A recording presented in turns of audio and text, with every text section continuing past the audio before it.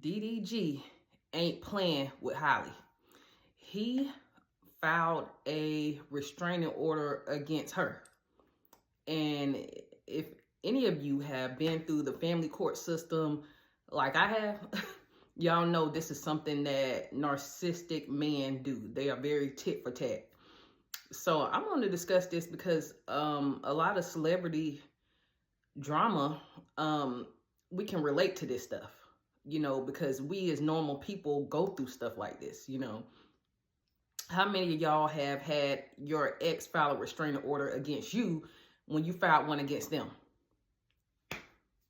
Okay, I have. So this was his move.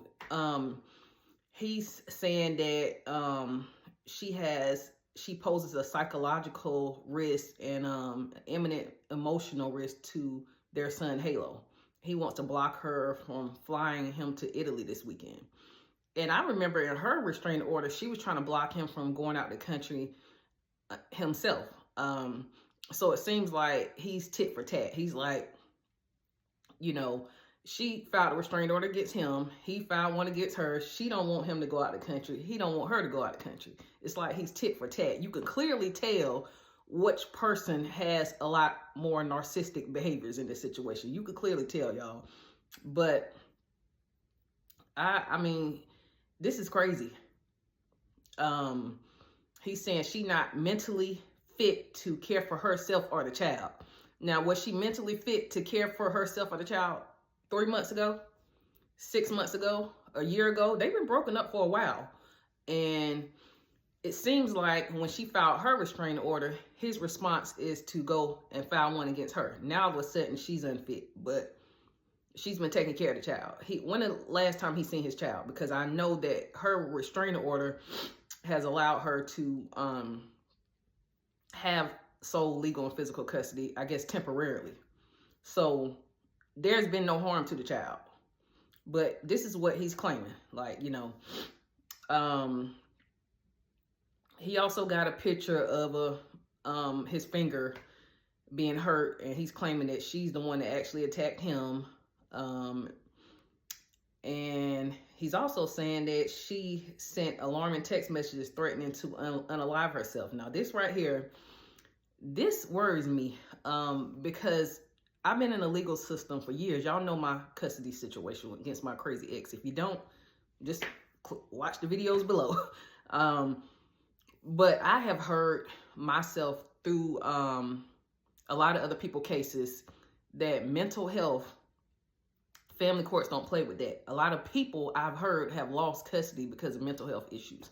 I don't know what the issues were altogether, but mental health is one of the, I guess, things in the statute that can allow a person to get sole custody. I'm not saying he's going to get sole custody, but mental health has, a lot of people have lost custody behind mental health reasons. I'm not sure exactly what mental health reasons. It could have been, medications and or not following up with their doctors or whatever. I'm pretty sure they're going to dig into her mental health history. I don't know if she's in therapy or treatment.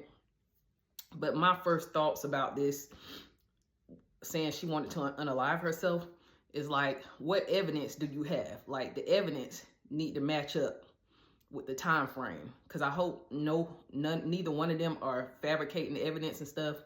I hope everything matches up with the time frame that they were going through these events. Because family court is not a game for you younger co-parents. She's like 25. It's not a game. It's very stressful. Your ex is literally your enemy, right? Y'all share a kid together, but this person is literally your enemy, literally trying to destroy you, your reputation, trying to take your kid away from you, basically. So I hope that they look at the evidence, follow the evidence from A to Z. I mean, they both got attorneys, which is good. But if anybody has fabricated anything as far as any evidence or anything, I hope that they're held accountable, because you can't sit here just because you don't like someone, go make up stuff and make up lies about them. That's not right.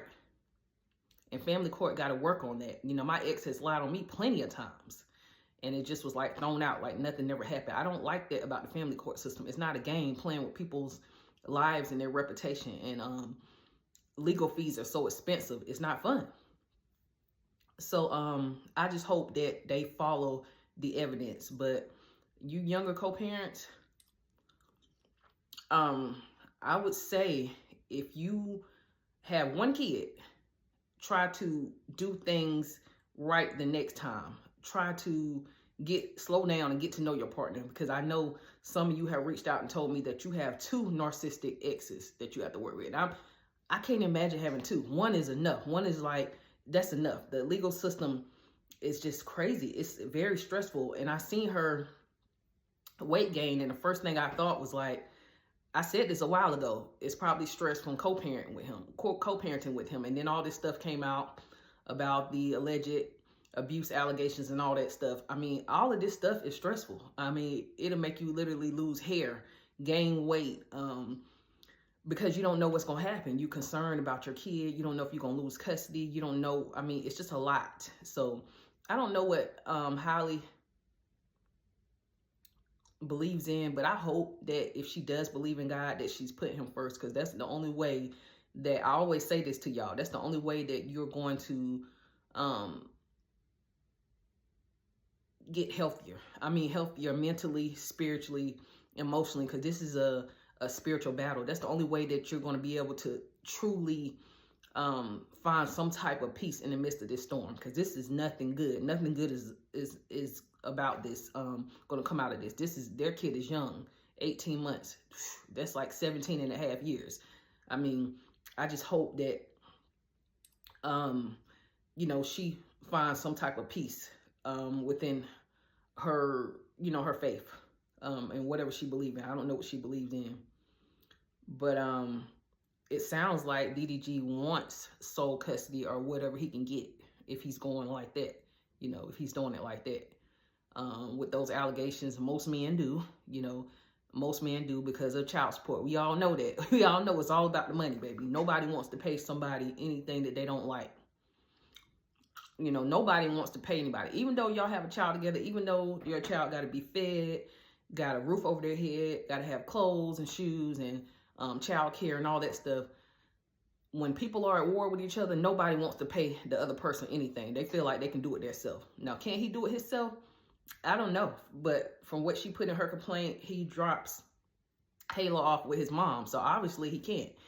She, from my understanding, when she works, as soon as she gets off set, she's with her baby. She may have help, you know, with nannies and stuff, but that's understandable because obviously if dad is not around and you're traveling with the baby, you're going to need somebody to watch him while you're, you know, acting and shooting your scenes or whatever.